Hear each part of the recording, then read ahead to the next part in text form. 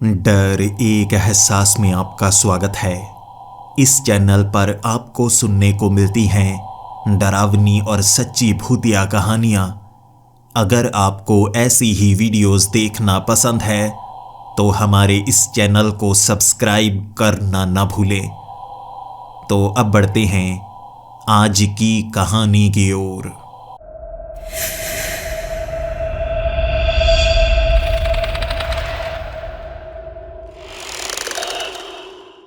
Hello दोस्तों, मेरा नाम विक्रम है और मैं दिल्ली का रहने वाला हूँ। लेकिन असल में कहूँ तो मैं भारत का रहने वाला हूँ, क्योंकि मैं एक जगह पर टिकता ही नहीं। मुझे घूमना बहुत ज़्यादा पसंद है। अपनी बाइक पर पूरा देश घूमना चाहता हूँ और मेरे जैसे पागल ही मेरे 3 और दोस्त भी हैं। जब से कॉलेज ख़त्म हुआ है हम दिल्ली में रहते ही नहीं। कभी हम कश्मीर चले जाते हैं तो कभी केरल चले जाते हैं। घूमते घूमते अपनी ज़िंदगी बिताना हम पसंद करते हैं। घर में 15 दिन रहते हैं और बोर होने लगते हैं और फिर से नए टूर पर निकल जाते हैं। मेरे 3 और दोस्त हैं और हम चारों पूरे भारत में हर एक गांव में पहुंचना चाहते हैं और इस बार हम केरल में गए हुए थे। मेरे तीनों दोस्त बड़े मनमौजी हैं, बीरेंद्र, सूरज और विवेक। हम चारों की बनती ही बहुत ज़्यादा है, लेकिन पहले पहले हम अलग अलग राज्यों के बड़े बड़े शहरों में घूमना पसंद करते थे, लंबा सफ़र इकट्ठे तय करना। लेकिन इस बार हमें लग रहा था कि बड़े बड़े शहरों में हम जा चुके हैं, हमें छोटे छोटे शहरों और गांव में जाना चाहिए, जहां पर पुरानी पुरानी कहानियां सुनाई जाती हैं और वहां पर रहना सच में बहुत ही मज़ेदार होता है। पहले 2 साल तो हमने बर्बाद करके ही रख दिए। हम ऐसे ऐसे गाँव में गए ही नहीं। आंध्र प्रदेश के एक गांव में हमें कुछ अलग महसूस हुआ था। वहां की किंवदंतियां, 15 दिन हम उसी गांव में रहे।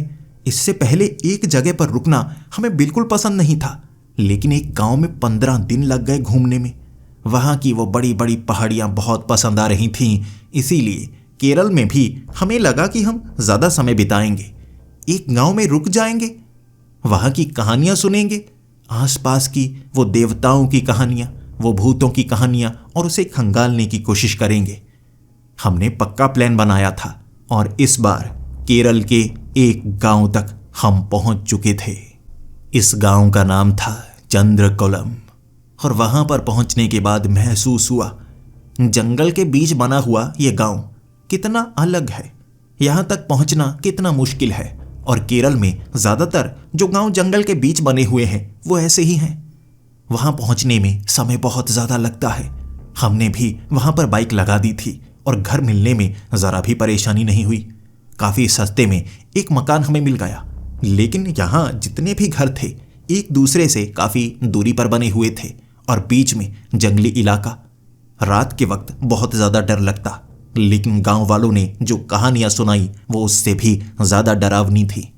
देवताओं की कहानियाँ सुना रहे थे, लेकिन उसमें हुई कुछ घटनाएं इतनी डरावनी थीं कि देवताओं की कहानियों से रात के वक्त हमारी नींद उड़ चुकी थी। लेकिन अगले दिन गांव वाले अच्छे थे, कुछ ऐसी कहानियां भी सुनाई जो सिर्फ इस गांव तक ही सीमित थीं। छाया मोहिनी। आगे जंगलों में छाया मोहिनी सबको नजर आती है, लेकिन रात के वक्त जंगल के उस हिस्से में कोई जाना पसंद नहीं करता। कहते हैं छाया मोहिनी का एक गांव है, लेकिन कोई उस गांव को देख नहीं सकता। जो उस गांव को देखता है उसके बाद वो वापस नहीं आता।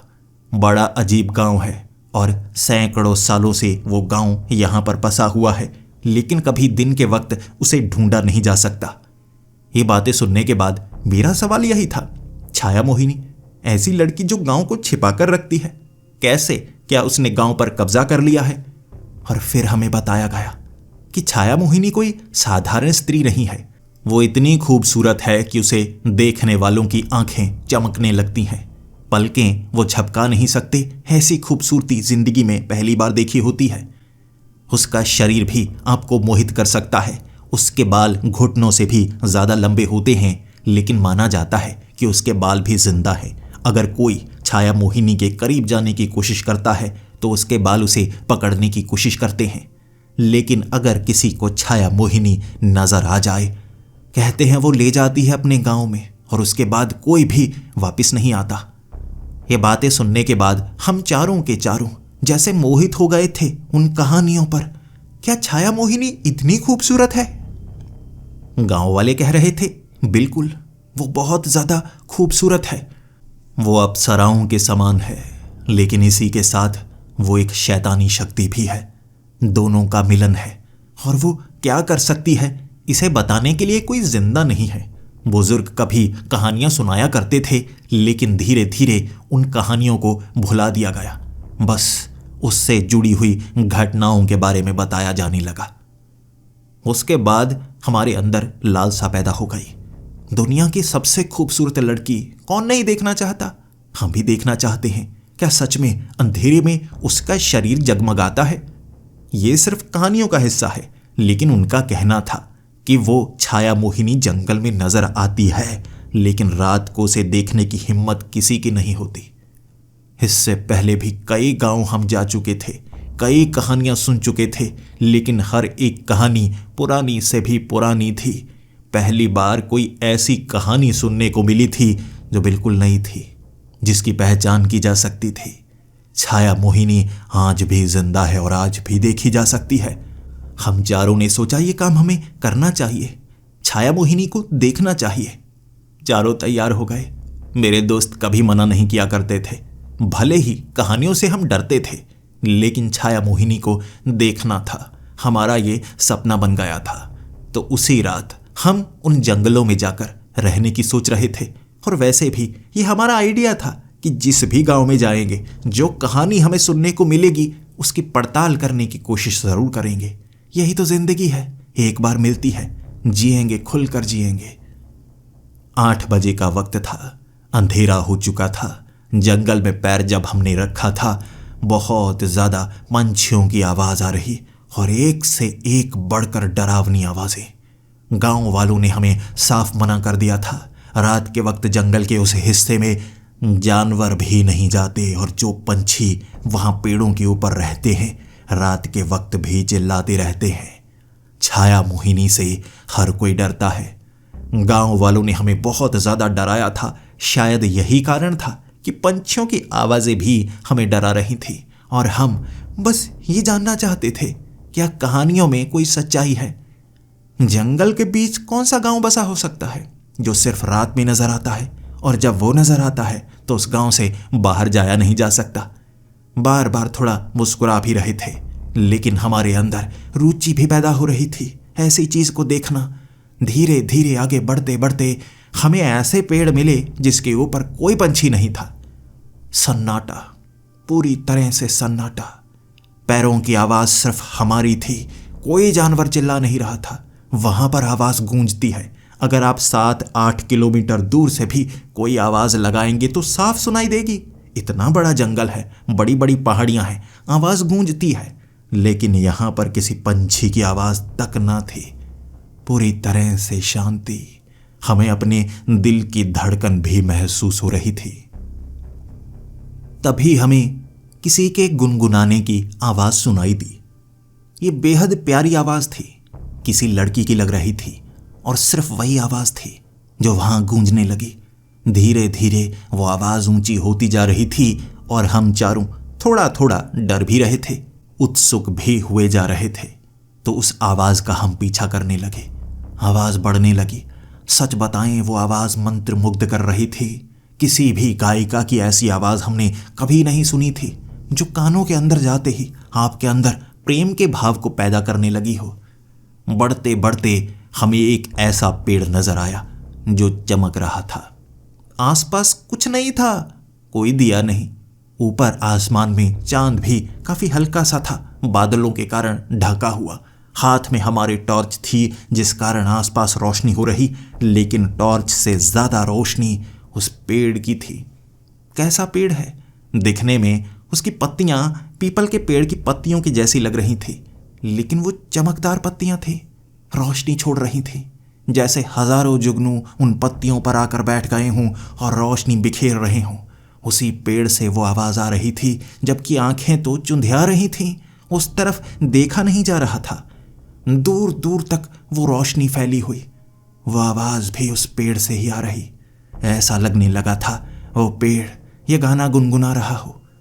हमने कुछ कदम आगे बढ़ाए तो हमें महसूस हुआ वो पत्तियों के ऊपर जो रोशनी बिखर रही थी धीरे धीरे कम होने लगी। जैसे जैसे हम पेड़ के बेहद करीब चले गए वो रोशनी बिल्कुल मध्यम होकर खत्म सी हो गई। बस हमारी टॉर्च की रोशनी थी। महसूस हुआ वो पत्तियां रिफ्लेक्टर की तरह काम तो नहीं कर रही थी। हम रोशनी उस तरफ कर रहे थे अपनी टॉर्च की और रिफ्लेक्ट होकर वो रोशनी हमारी आंखों में पड़ रही तो हमें लग रहा, अरे ये पीपल का पेड़ तो बहुत ज्यादा जगमगा रहा है, लेकिन अब तो बिल्कुल नहीं जगमगा रहा। महसूस तो यही हुआ, लेकिन वो आवाज पूरी तरह से बंद हो चुकी थी। हम सुनना चाहते थे गुनगुना कौन रहा है, क्या कोई लड़की है? अगर कोई लड़की भी है, साधारण लड़की, उसकी आवाज में एक प्रेम का भाव है, महसूस करना है उसे। कहाँ चली गई? उसे ढूंढने की कवायद थी, लेकिन पेड़ के दूसरी तरफ पहुंचते ही हमें नीचे लटकी हुई 2 टांगे नजर आईं। एक डाली पर एक लड़की बैठी थी और यकीन कीजिए बिल्कुल वैसी लड़की जिसका वर्णन गांव वालों ने किया था। बेहद लंबे बाल, वो डाली 6 से 8 फुट ऊंची होगी जिस पर वो बैठी थी और उसके बाल जमीन को छू रहे थे। इतने लंबे बाल, उसके अपने शरीर से दुगने, और फिर उसका चेहरा नजर आया बेहद खूबसूरत। ऐसा लग रहा था जैसे उसकी बड़ी बड़ी आंखें हिरनी के समान हों। उसके होंठ भी बिल्कुल गुलाबी थे। ऐसा महसूस हुआ जैसे कोई अप्सरा पेड़ के ऊपर बैठी हो, जैसे उसके शरीर से भी रोशनी निकल रही हो। क्या उसने शरीर पर कुछ लगाया है जो रिफ्लेक्ट कर रहा है? और यकीन माने पलकें झपकी नहीं जा रही थी, उसकी खूबसूरती से नजर नहीं हट रही थी। तभी उस लड़की की नजरें हमसे मिली और हमारी तरफ देखकर मुस्कुराने लगी थी। वो आसपास खुशबू थी, एक अजीब सी, जैसे कोई इत्र छिड़का गया हो या गुलाब ही गुलाब इधर उधर लगे हों। भले ही नजर नहीं आ रहे थे, लेकिन खुशबू तो बिल्कुल ऐसी ही थी। तभी सूरज बोल पड़ा, अरे तुम यहां पर क्या कर रही हो? और तुम्हारे बाल इतने ज्यादा लंबे हैं, क्या तुम वो छाया मोहिनी तो नहीं? उसने ये बात मजाक में की थी, लेकिन उस लड़की ने मुस्कुराते मुस्कुराते कहा था, तो तुम मुझे ढूंढने के लिए ही तो आए हो। लो मिल गई मैं। मुझे ढूंढने के लिए कम लोग आते हैं, जो आते हैं वो यहीं के होकर रह जाते हैं। जो सूरज था थोड़ा सा ठरकी था। ज्यादातर जब लड़कियों से मिलता था तो मजाक ज्यादा करने की कोशिश करता था और बढ़ चढ़कर लड़कियों को थोड़ा छेड़ा भी करता था मजाकिया अंदाज में। इस बार भी वो यही सब कर रहा। मैं बार बार उसे रोक रहा था और मेरे दोस्त भी उसे रोकना चाहते थे, लेकिन सूरज तो आगे की तरफ बढ़ गया। थोड़ा और आगे उसके करीब जाकर कहने लगा, तुम बेहद खूबसूरत हो, लेकिन तुम्हारे ये बाल असली नहीं हो सकते। और यहाँ तो कहानियां सुनाई जाती हैं छाया मोहिनी की। तुम पक्का उस गांव से आई हो। गांव वालों ने किसी न किसी लड़की को भेजा है, डाल पर बैठी है और हमें डराने की कोशिश कर रही है। एक चीज तो माननी पड़ेगी, तुम हो बेहद ही खूबसूरत, लेकिन मुझे लगता है ये मेकअप का कमाल है। सूरज को हम रोकना चाहते थे। उसके बाद उस लड़की के जो बाल हिलने लगे ना, उसने हमारी आंखें खोल कर रख दी। उसके सर पर लगे जितने बाल थे सांपों की तरह गोल गोल घूमने लगे थे। इतने लंबे बाल थे और धीरे धीरे उसके बाल हवा में लहराने लगे। उसके बाल जिंदा महसूस हो रहे और बालों की एक चोटी बन गई जिसने सूरज को पकड़ लिया गले से। सूरज हवा में ऐसे लटका हुआ था जैसे कोई फांसी का फंदा उसके गले में लपेट दिया गया हो। और उस लड़की का चेहरा, जो पहले बेहद खूबसूरत लग रहा था क्योंकि वो मुस्कुरा रही थी, जैसे ही उसके चेहरे पर वो गुस्सा आया, खूबसूरत नहीं रहा था वो चेहरा, वो भयानक रूप में बदल गया और फिर चीखने लगा सूरज। सूरज की चीखें साफ सुनाई दे रही थी। उसके बाद हम तीनों ने उसे बचाने की कोशिश की। हमारे सामने एक ऐसी लड़की थी जो बेहद भयानक लग रही और उसके बाल जिंदा थे। छाया मोहिनी की कहानियां हमारी आंखों के सामने सच साबित होती हुई नजर आ रही थीं, लेकिन हमें अपने दोस्त को बचाना था। टांगें खींचनी शुरू कर दी। हमने अपने दोस्त की टांगे खींची और किसी तरह उसकी चोटी ढीली पड़ गई या उसने खुद छोड़ा, लेकिन सूरज सीधा जमीन से टकराया। उसके बाद वो लड़की फिर से मुस्कुराने लगी और जैसे ही वो डाली से उतरी, जमीन पर पैर रखे उसने और फिर मुस्कुरा कर कहने लगी, चलो मेरे साथ, अब इस जंगल में तुम्हारे लिए कुछ नहीं रखा। तुम्हारा घर मेरा गांव है, तुम्हें उस तरफ बढ़ना होगा। मैं गांव में पहले ही जा रही हूं। ये रात तुम्हें माफी मिलती है क्योंकि ये पहली रात है, इसके बाद तुम्हें कभी माफी नहीं मिलेगी। छाया मोहिनी हमारी आंखों के सामने चल नहीं रही थी, उड़ रही थी। 3 से 4 फुट हवा में उड़ रही और उसके जो बाल थे ना, एक एक बाल जमीन को छू रहा, जैसे उसके लाखों करोड़ों टांगे हों। वो बाल इस तरह उसे हवा में उड़ाते उड़ाते नीचे खुद छूते हुए आगे की तरफ ले जा रहे। बस यह दृश्य डरावना था, जिसके बाद हम वापस जाने के बारे में सोचने लगे।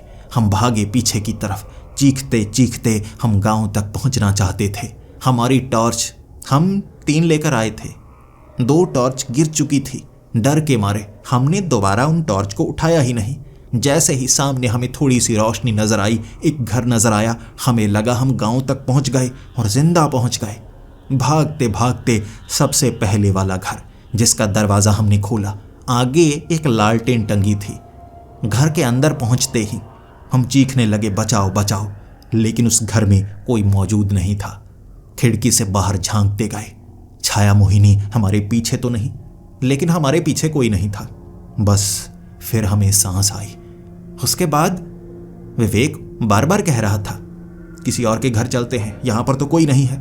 मैंने कहा, शांति बनाकर रखो, शांति बनाकर रखो, हो सकता है वो छाया मोहिनी बाहर हो। कहानियां नहीं सुनी, खूबसूरत होती है लेकिन भयानक भी है। वो एक अप्सरा के समान है, लेकिन इसी के साथ वो एक शैतानी शक्ति भी है। इसीलिए सब लोग संयमित रहो, हम घर के अंदर रहेंगे, बाहर नहीं निकलेंगे। इसके बाद हमने इंतजार किया, पूरी रात इंतजार किया। डर के माहौल में पूरी रात बीती थी, लेकिन जैसा उसने कहा था, आज रात तुम्हें माफ किया जाता है, शायद उसने माफ कर दिया। जैसे ही सूरज की किरणें घर के ऊपर पड़नी शुरू हो गई, रोशनी बढ़नी शुरू हो गई, डर अपने आप कम होने लगा। कौन सा जादू होता है सूरज की रोशनी में जो डर को कम कर देता है। हिम्मत बढ़ गई थी और घर का दरवाजा खोलकर हम बाहर की तरफ भागे। हम किसी न किसी के पास पहुंचना चाहते थे, गांव वालों को बताना चाहते थे, और हमने ठान लिया था आज ही हम इस गांव से निकलेंगे। ऐसा ना हो हमारे साथ कोई हादसा हो जाए। जिस जगह पर यह गांव बसा हुआ है, अगर हमारे साथ कोई हादसा हो गया, बचाने वाला भी कोई नहीं है। भागे हम, 1-2 घरों के दरवाजे खटखटाए हमने, कोई बाहर नहीं निकला। एक एक करके कई घरों के दरवाजे खटखटाते रहे और ऐसा महसूस हुआ जैसे इस गांव में कोई रहता ही ना हो। लेकिन इन घरों को भी तो हम पहचान नहीं पा रहे थे। कई जगह दरवाज़ा खटखटाते खटखटाते, चीखते चीखते, किसी से मिलने की उम्मीद में भटकते रहे, लेकिन कोई हमारे सामने नहीं आया। जिसके बाद हमें लगा हम किसी गलत गांव में आ गए हैं। ये वो वाला गांव तो है ही नहीं, आगे वाले बड़े घर थे, यहाँ तो सभी झोंपड़े बने हुए हैं। उस गांव में भटके 1 घंटे तक हमें कोई नहीं मिला, जिसके बाद हम चारों दोस्तों ने ठान लिया हमें यहाँ से निकलना होगा। ये इस जंगल में बसा हुआ कोई गांव लग रहा है, दूर दूर तक कुछ नजर नहीं आ रहा। इस गांव से हमें दूर जाना होगा। हमने रात निकाल ली, लेकिन अब हमें गांव को छोड़ना होगा और उस गांव तक पहुंचना है जहां हमारी बाइक है। बाइक लेकर निकलेंगे इन जंगलों से, दोबारा यहां कभी नहीं आएंगे। तो हमने चलना शुरू कर दिया। हम चलने लगे उस गांव से दूर, एक सीध में आगे बढ़ने लगे। हमें लग रहा था इन पेड़ों को हम पहचान सकते हैं, इसी तरफ से तो हम आए थे।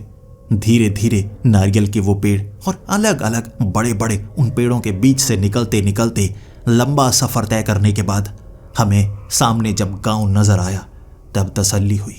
वाह, हम आखिरकार उस गांव से दूर निकल आए, उस छाया मोहिनी से दूर निकल आए, गांव तक पहुंच गए। पहले 2-3 घरों को जब हमने देखा, आंखें खुली की खुली रह गई थीं। उन घरों के दरवाजे खुले थे और ये वही घर थे जिनके दरवाजे हमने खोले थे। ये वही गांव था जिससे निकले थे घूमकर वहीं कैसे आ गए। हम तो एक सीध में आगे बढ़ रहे थे।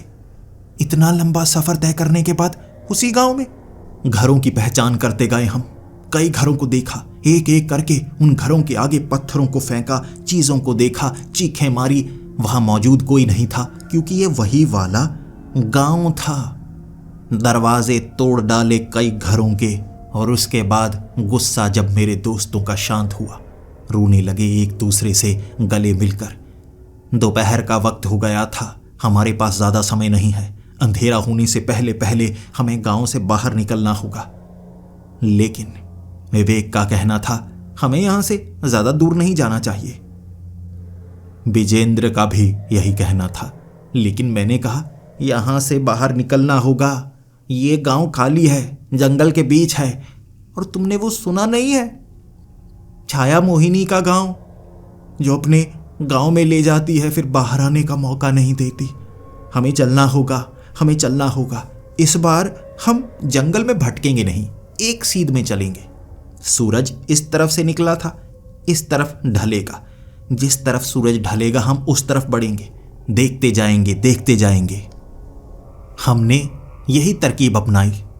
हम उस दिशा में बढ़ने लगे जिस तरफ सूरज जा रहा था। धीरे धीरे कई घंटे बिताने के बाद सूरज ढलने की कगार पर था और हमें सामने एक गांव नजर आया। इस बार शायद हम सही गांव तक पहुंच ही गए हैं। ये कोई ऐसा गांव ना हो जहां पर कोई रहता ना हो। लेकिन हमारी आंखें फटी की फटी रह गईं जब हमने देखा घरों के दरवाजे खुले थे। वहां पर गिरा हुआ सामान वही था जो हमने गिराया था। ये वही गांव था जहां से हम आए थे। लेकिन ये असंभव है। अगर हम किसी भी दिशा में चलेंगे और बिल्कुल सीधा चलेंगे तो धरती माना गोल है, लेकिन पूरी धरती के घूम कर आने के बाद हम उस गांव तक पहुंच सकते हैं। ऐसा असंभव है जो हमारे साथ हुआ है। अंधेरा लगभग हो ही गया था और हमारी आंखें बहुत नम सी हो गई थीं। रोने लगे थे हम। हमें ऐसा लग रहा था जैसे इस गांव से निकलना असंभव हो। उसके बाद गाना गुनगुनाने की आवाज जब हमारे कानों में पड़ी, भागते हुए हम एक घर में छिप गए। शायद ये आवाज छाया मोहिनी की है और हमारी सोच बिल्कुल सही थी। उस गांव की बिल्कुल बीच वाली सड़क पर हमने छाया मोहिनी को देखा, मुस्कुराते हुए, हंसते हुए। और गाना गुनगुनाने के बाद वो कहने लगी, चेतावनी, चेतावनी, गांव में नए सदस्य आए हैं। जो पहले हुआ करते थे वो सब मारे जा चुके हैं। जो नए आए हैं मारे तो वो भी जाएंगे, लेकिन अभी के लिए उनका स्वागत किया जाता है। पहली रात शुभ हो। ये कहने के बाद वो छाया मोहिनी उस गांव से बिल्कुल सीधा बाहर की तरफ निकल गई। हमें महसूस हुआ वो दूर जा चुकी है। गुनगुनाने की कोई आवाज नहीं है। क्या हमें इसी घर के अंदर छिपकर रहना चाहिए? भूख बहुत ज्यादा लगी हुई थी। खाना हम लेकर नहीं आए थे। हमें घर से बाहर निकलना होगा खाना ढूंढने के लिए। लेकिन क्या यह सुरक्षित होगा? हमें घर के अंदर रहना चाहिए। हम चारों ने यही डिसीजन लिया। और फिर अचानक जब खिड़की को खटखटाया गया, उसके बाद हमने उस खिड़की की तरफ देखा। वो छोटी सी खिड़की थी। उस खिड़की को खोला और छाया मोहिनी का खूबसूरत लेकिन मुस्कुराता हुआ चेहरा हमारी आंखों में आंखें डालकर वो हंसती हुई कह रही थी, घर तो अच्छा लगा ना? मैं कहती हूं तुम्हें घर से बाहर आना चाहिए। तुम्हें ये गांव दिखाती हूं। बहुत अच्छा लगेगा, बहुत अच्छा लगेगा जब खून से सने हुए दरवाजे नजर आएंगे और खून तुम्हारा होगा। मरने नहीं दूंगी, इतनी जल्दी मरने नहीं दूंगी। मौत तो धीरे धीरे आती है। ये कहते कहते उसका खूबसूरत मुस्कुराता हुआ चेहरा धीरे धीरे भयानक हो चुका था और हमारी चीखें इस माहौल को और ज्यादा डरावना बना रही थी। उसके बाद उसने छलांग लगाई और वो उस झोंपड़े की छत पर थी। छत पर रेंग रही थी और झोंपड़े की छत हिलती हुई हमें साफ नजर आ रही। वो छत लकड़ी और पत्तों से बनाई गई थी, जिसमें छोटे छोटे छेद भी थे। उसका बाल बहुत पतला था।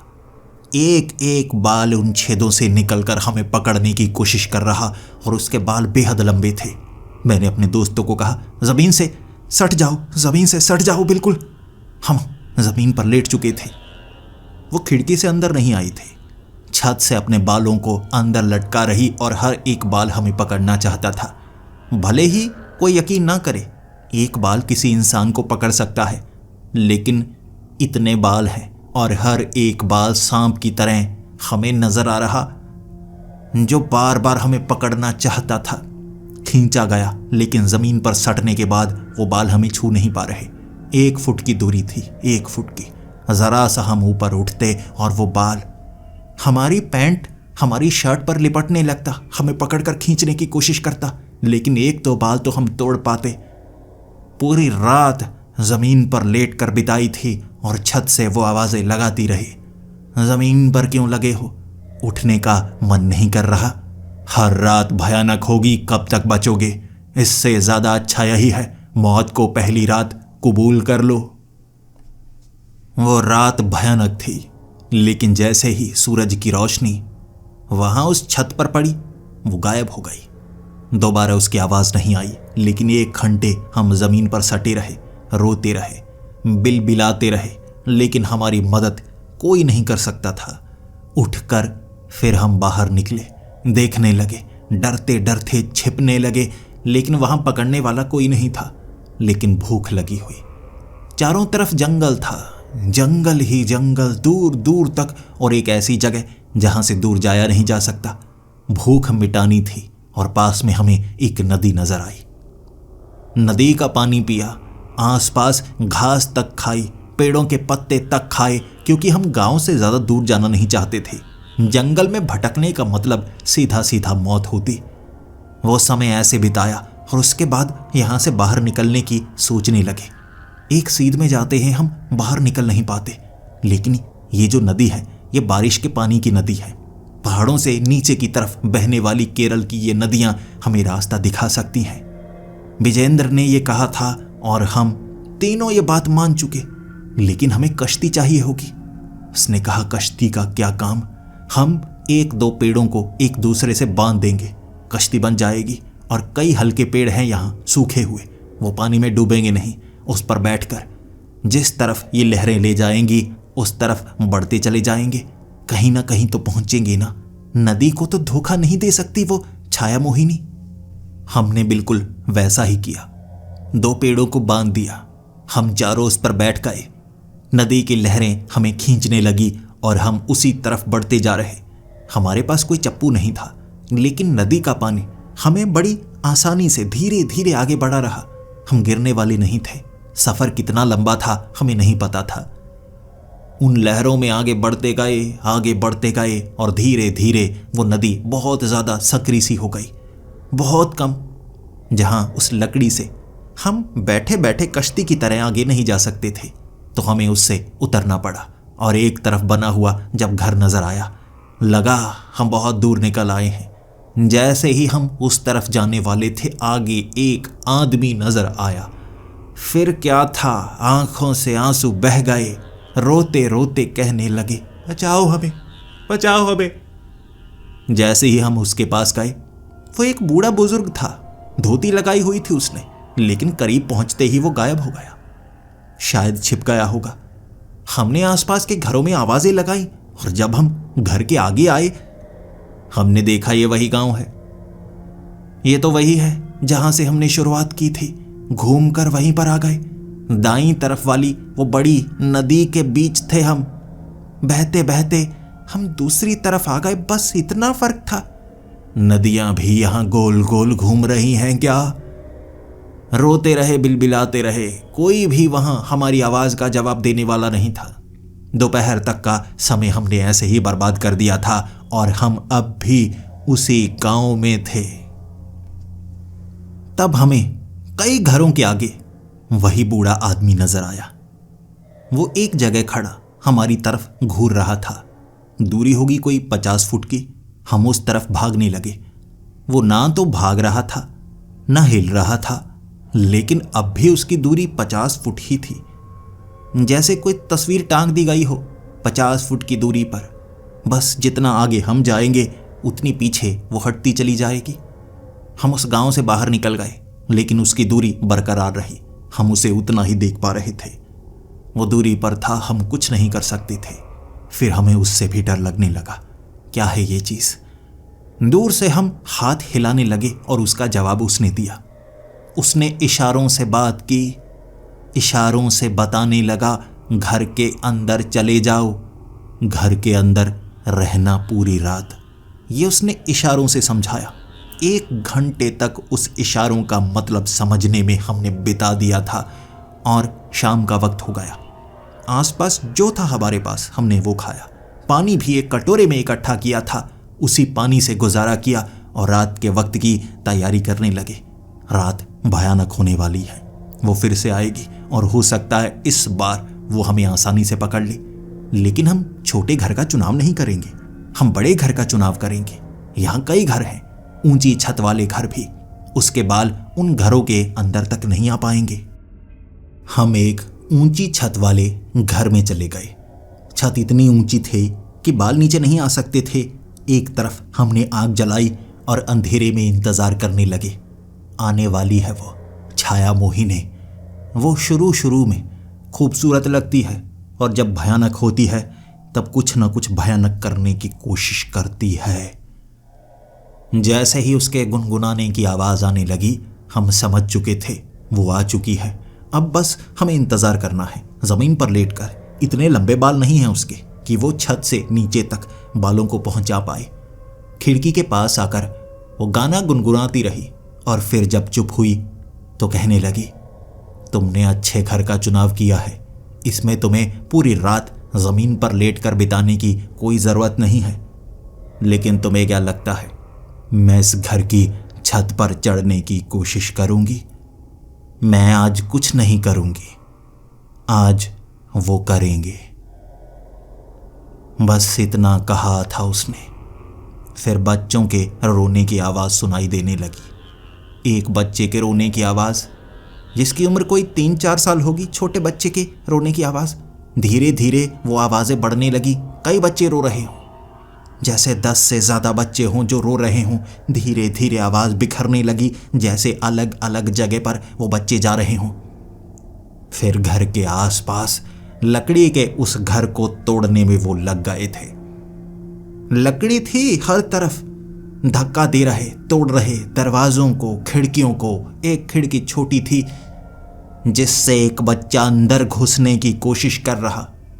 उसका सर बड़ा था, धड़ छोटा, इसीलिए धड़ अंदर निकल गया, लेकिन सर फंसा हुआ था।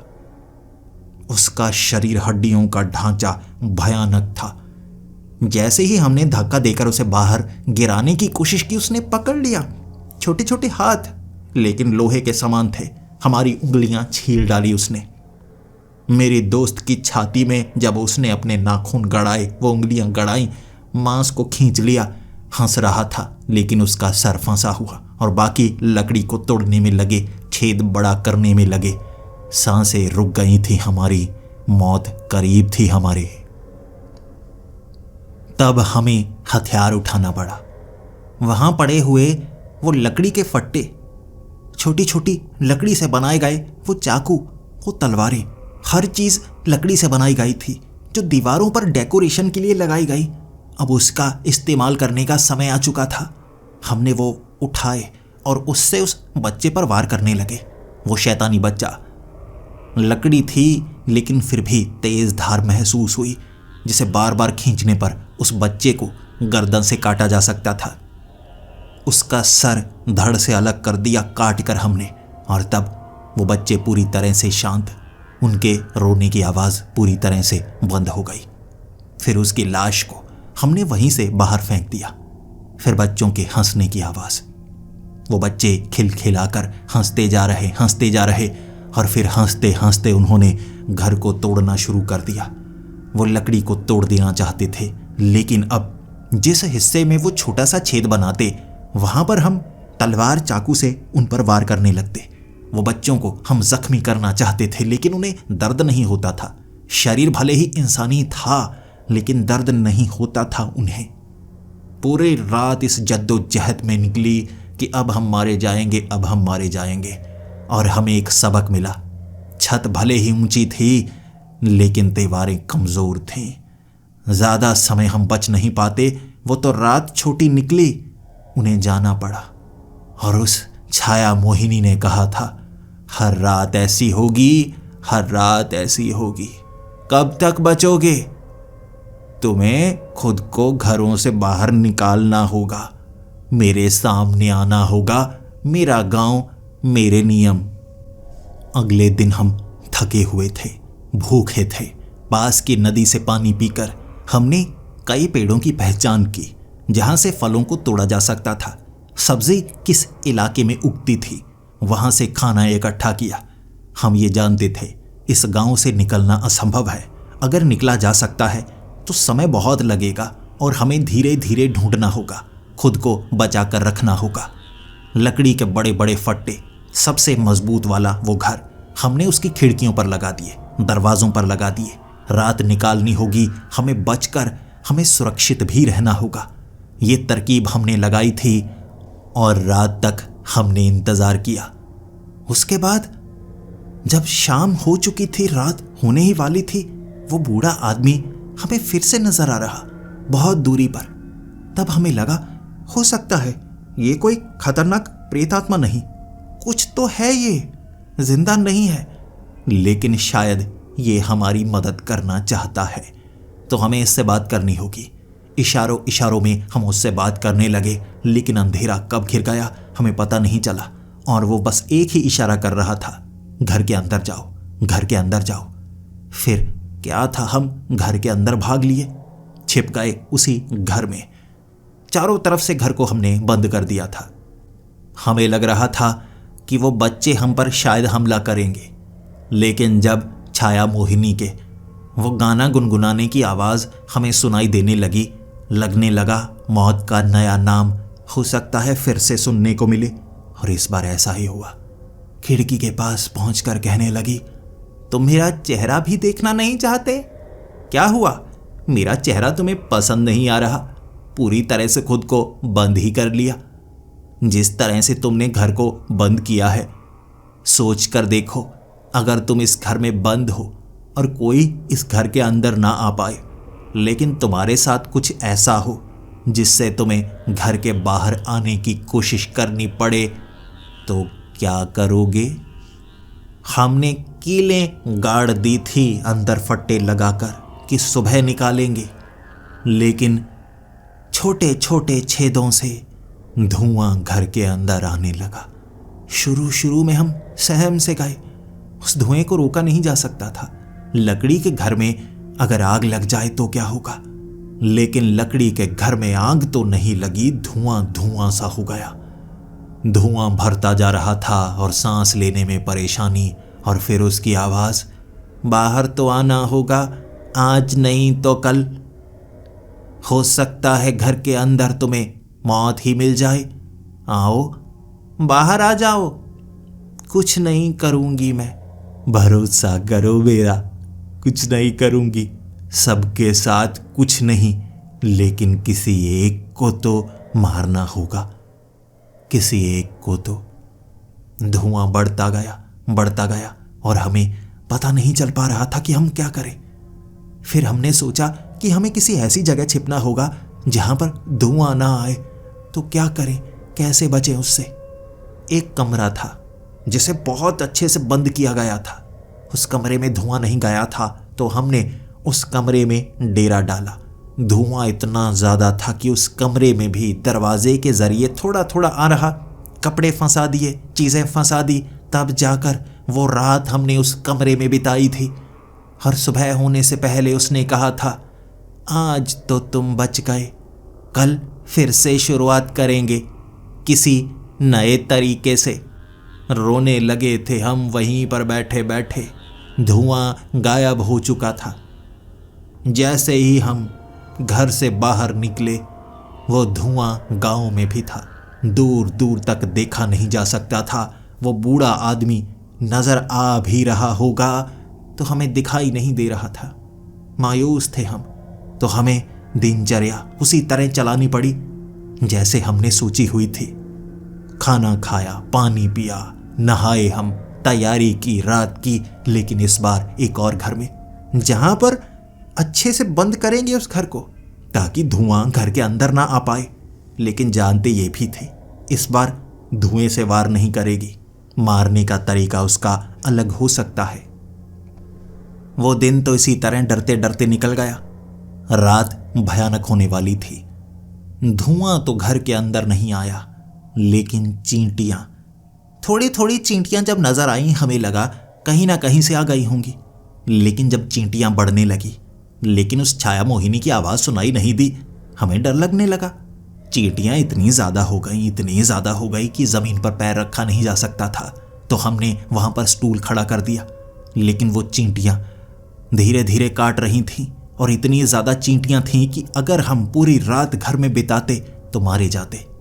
बचने के लिए हमें घर के अंदर आग जलानी पड़ी और चींटियां आग से डर रही थी।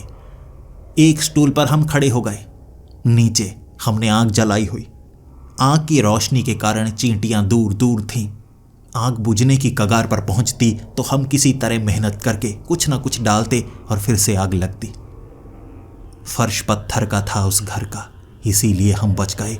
वो रात इसी तरह एक जगह खड़े खड़े बिताई थी हमने। पूरी रात चींटियों से बचे और रोशनी होते ही चींटियां गायब। यहां हर रात एक से बढ़कर एक भयानक दृश्य नजर आ रहे। लेकिन अगले दिन धुआं नहीं था और वो बूढ़ा आदमी दूर खड़ा इशारों में बात करना चाहता था। अब थोड़े थोड़े इशारे हम समझने लगे थे। अब अच्छे से उससे बात कर रहे, चीखते चीखते। मैंने उसको कहा, क्या करें हम, कैसे बचें? उसने इशारा करके कहा, घर के अंदर रहो, रात के वक्त हर रात भयानक होगी, बचने के तरीके बदलने होंगे, उसकी सोच से आगे सोचना होगा। तभी विवेक ने ऊंची आवाज में कहा, यहां से बाहर कैसे निकले? उसने कहा, वो बहुत मुश्किल है। उसने इशारा किया एक पेड़ की तरफ, एक बड़ा पेड़।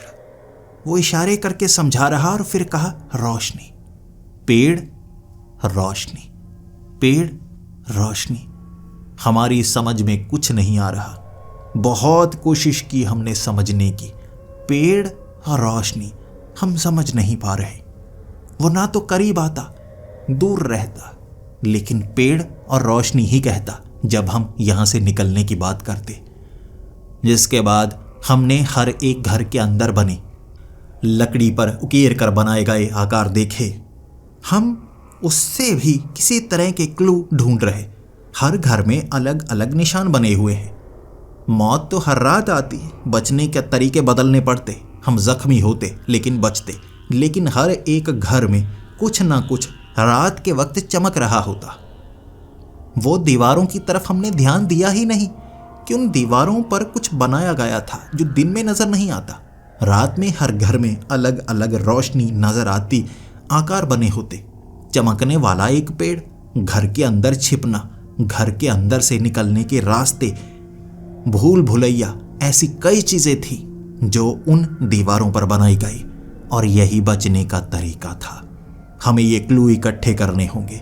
हर एक घर में रात को रहना होगा, देखना होगा, बचना होगा और फिर यहां से निकलना होगा। यही शायद इकलौता रास्ता है। हमने कई घरों की दीवारों पर देखा। घरों के नीचे बने हुए कई सर, बड़े बड़े मुंह, मिट्टी के बीच दफन, ऐसे कई घरों में देखा। जिंदा हम बच चुके थे और हमने सोचा हमें घरों के अंदर खोदना होगा, देखना होगा क्या जमीन के नीचे कुछ ऐसा है। जब पहले घर को खोदा था हमने, वहां धड़ तो नहीं मिला, लेकिन एक सर मिला जिसकी हालत बिल्कुल सही थी, जैसे अभी काट कर दफनाया गया हो। और जब उसने आंखें खोली थी, हमारी आंखें फट गईं। देखते रह गए, ये दृश्य क्या है। एक कटा हुआ सर हमसे बात कर रहा था। उसने कहा, तुम्हें वो पेड़ ढूंढना होगा। ना जमीन के रास्ते से बाहर जा सकते हो, ना नदी के रास्ते से, ना चलकर ना उड़कर। इस गांव से बाहर नहीं जाया जा सकता। सिर्फ एक ही रास्ता है, चमकने वाले पेड़ को ढूंढना होगा, लेकिन उसे ढूंढना होगा रात को, क्योंकि दिन के वक्त उसकी रोशनी पहचान में नहीं आएगी। रात को तुम्हें उस पेड़ को ढूंढना होगा। फिर उस पेड़ के पास एक रास्ता है इस गांव से बाहर जाने का। वहां से पार होगे, उससे बचते हुए जंगल से बाहर निकलकर इस पूरी दुनिया से दूर जाया जा सकता है। और ये बहुत मुश्किल है। हमारे पास सिर्फ एक ही रास्ता था। इतने दिन हमने यहां पर बिताए थे और बस जिंदा ही बचे हुए, जख्मी, लेकिन अब मौत साफ नजर आने लगी थी। हमें ये कोशिश करनी थी। रात के वक्त जंगल में ढूंढना है चमकदार पेड़, लेकिन उस छाया मोहिनी से बचेंगे कैसे? ढाल बनाई थी हमने, हथियार ढूंढे थे उन घरों में, लोहे के, धातु के हथियार भी थे छिपे हुए। हमें एक एक घर खंगालना पड़ा। जो जो मिला हमने इकट्ठा किया और एक रात तैयारी थी पेड़ को ढूंढने की। लेकिन सामना कैसी शक्तियों से होगा खुले जंगल में, हम जानते नहीं थे। जैसे ही शाम हुई, जंगल में थोड़ा थोड़ा अंधेरा था। हमने भागना शुरू कर दिया, चमकदार पेड़ को ढूंढना शुरू कर दिया। हमें दूर दूर तक चमकने वाला कोई पेड़ नजर नहीं आ रहा था, लेकिन हम समझ चुके थे कैसा पेड़ हमें देखना है। हमारे पास वो टॉर्च थी जो हम अब आज जलाकर रास्ता ढूंढ रहे, लालटेन भी। हमें वही पेड़ ढूंढना था जो सबसे पहले नजर आया था, वो चमकदार पेड़। उसके बाद से ये सब शुरू हुआ। रिफ्लेक्टर, वो पत्तियां। हम उसे ढूंढने की कवायद जारी रखे हुए अंधेरे में जंगल में भटक रहे। उसके बाद जब छाया मोहिनी के गुनगुनाने की आवाज सुनाई दी, सांसें थाम ली थीं और भागने की रफ्तार तेज कर दी थी। कुत्तों के भौंकने की आवाज जब हमें सुनाई दी, एक नई परेशानी हम जानते थे हमारा पीछा कर रही है। वो कुत्तों का झुंड था, बिना जबड़े वाले वो कुत्ते। आगे का हिस्सा नहीं था, दांत नहीं थे, लेकिन फिर भी वो भौंक पा रहे और पीछा कर रहे। वो कटे हुए कुत्ते, वो झुंड हमें घेर चुका था और हमारे पास जो था उससे हम उन कुत्तों को काट रहे। वो हमें जख्मी तक नहीं कर पाए। बिना मुंह वाले कुत्ते क्या कर पाते? लेकिन उनका जो खून हमारे धातु पर लग रहा, उससे धातु के हथियार पिघल रहे थे। वो एसिड के समान था, चमड़ी पर कोई असर नहीं करता, लेकिन हथियार गल चुके थे। अब हम निहत्थे थे और अब उसके शिकार करने का तरीका भी बदल गया था। वो अब खुद आई थी हमें मारने के लिए। उसका वो बड़ा सा शरीर था, उसके जो बाल थे ना, उसकी चोटियां बन चुकी थीं, लेकिन बिल्कुल जैसे उसकी कई टांगें हों, उसकी कई बाजुएं हों। वो चोटियां हमें पकड़ना चाहती थी। वो लगभग 15 से 16 फुट ऊपर लहरा रही, बाल इतने लंबे हो गए थे और हमें वो पकड़ना चाहती, भागती हुई। जैसे ही उसने विजेंद्र को पकड़ा था, उसकी दोनों टांगें खींच डाली और विजेंद्र चीखता चीखता बीच में से फट गया था। उसकी ये हालत ने हमें मौत के दर्शन करवा दिए थे और हम भागते भागते उस रोशनी की तरफ जा रहे। एक तरफ से हमें रोशनी महसूस हुई, जब उस तरफ हम टॉर्च मारते तो कुछ महसूस होता।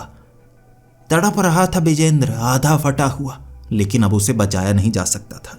हम भागते रहे और उस छाया मोहिनी ने कहा था, अपने दोस्त को साथ नहीं लेकर जाओगे? तड़प रहा है वो, देखो तो सही, खून बह रहा है उसका। हम भागते भागते उस पेड़ के पास पहुंचे। वहां पर कोई रास्ता नजर नहीं आ रहा। पेड़ के इर्द गिर्द हम देखते चले गए, लेकिन कोई रास्ता नजर नहीं आ रहा, कुछ नहीं। घूमते गए और दूर से चलने की आवाज आ रही। मकड़ी की तरह चल रही थी वो, उसकी वो चोटी मकड़ी की तरह थी। थप थप की वो आवाज धीरे धीरे नजदीक आ रही थी और उसके गाना गुनगुनाने की आवाज, लेकिन इस बार उसके शब्द भी सुनाई दे रहे थे। मौत लेकर आई हूं मैं, मौत, ये जंगल, मौत लेकर आई हूं मैं, ये जंगल।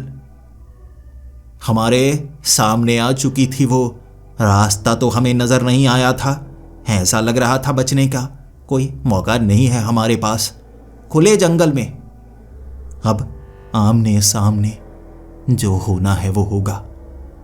ना कोई हथियार था, ना कुछ और था हमारे पास। वो छाया मोहिनी ने सूरज को पकड़ा था, हवा में लटका दिया था। उसके बाद उसकी वो चोटी सूरज की गर्दन के इर्द गिर्द लिपट चुकी थी, घोंटती जा रही, और इतनी जोर से घोंटा उसने सूरज की गर्दन को कि उसकी आंखें बाहर आ गईं। लटक गई आंखें उसकी, सर फट गया था उसका। मेरे पैरों के पास उसकी एक आंख फटी हुई गिरी पड़ी थी, खून से सनी हुई, और हमारे ऊपर भी खून ही तो लगा हुआ था। तब विवेक कहने लगा, चलो चलो पीछे देखो, वो अलग पेड़ है, यहां कोई रास्ता नहीं है, बस इसके पास से गुजरना ही शायद रास्ता है। देखो आगे वाले वो पेड़ और देखो पीछे वाले वो पेड़, दोनों में कितना फर्क है। ये उस जंगल का हिस्सा लग रहा है जहां पर हम आए थे, और आगे वाले पेड़ उस जंगल का हिस्सा जहां पर हम रह चुके हैं। यानी ये भयानक जंगल आगे और सुरक्षित जंगल पीछे। भागो। मैं विवेक के साथ पीछे भागने लगा और वो हमारा पीछा करने लगी थी। उसने हमें रोकने की कोशिश की थी। जैसे ही पेड़ के पार वो पहुंची, उसके बाल साधारण हो चुके थे। भले ही एक एक बाल लहरा रहा, लेकिन अब मकड़ी की तरह भाग नहीं पा रही थी, इंसानों की तरह भाग रही। उसका जो जबड़ा था वो इतना खुला हुआ कि गर्दन तक, जैसे उसका मुंह था। दांत 32 नहीं थे मुंह में, कई दांत थे 100 के समान, जो गर्दन तक इतने बड़े मुंह में लगे हुए पूरा मुंह खोलकर हमें काटना चाहती थी। लेकिन इस जंगल में जैसे उसकी ताकत कमजोर हो गई, पीछे रह गई वो। भागते भागते हम दूर निकल आए। हमने भागना नहीं छोड़ा। सांस इतनी चढ़ी कि कुछ समय रुकते, फिर भागने लगते, फिर रुकते, फिर भागने लगते। भागते भागते जब सूरज की किरणें चेहरे पर पड़ने लगी थी, हमें वो गांव नजर आया था। गांव के लोग नजर आए थे और खून से सने हुए हमें देखकर वो हमें पकड़कर सुरक्षित करना चाहते थे। हमें गांव में ले जाया गया, हमारा इलाज करवाया गया। शारीरिक चोटें नहीं, मानसिक चोटें भी लगी थी। 2 दोस्तों को खो दिया था हमने। कहानी पूरी सुनाई थी, और ये कहानी वो गांव वाले जान चुके थे, याद कर चुके थे, और ये जानकारी भी वो अब हर किसी को देने वाले थे जो इस जंगल में जाने की गलती करता। हम दिन के वक्त ही वहां से निकले थे अपनी बाइक लेकर। 2 बाइक वहीं पर थी। हमारे वो 2 दोस्त जो मौत के घाट उतार दिए उस छाया मोहिनी ने। इसीलिए कहते हैं किंवदंतियां जब सुनाई जाती हैं गाँव में, बच्चों को सिर्फ डराने के लिए ही नहीं होती, कुछ तो सच्चाई होती है। यकीन ना करो, लेकिन उनसे खिलवाड़ करने की कोशिश मत करना। ये सबक लेकर उस गांव से निकले थे। डर था रात के अंधेरे में वो गांव बदल ना जाए, और बच चुके हैं।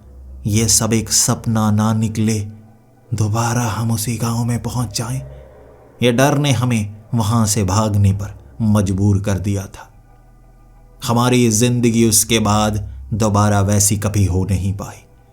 शहर में भीड़ में रहना हमें पसंद है। लोग शांति चाहते हैं, लेकिन हमें सन्नाटा या शांति, उससे ही तो सबसे ज्यादा डर लगता है। जब कोई आसपास ना हो तो दिल की धड़कन तेज होने लगती है, और गाना सुनने से डरते हैं अब भी। जब कहीं धुन सुनाई दे रही हो, याद आ जाती है वो रातें, कैसे मौत से लड़कर जिंदा रहे थे हम।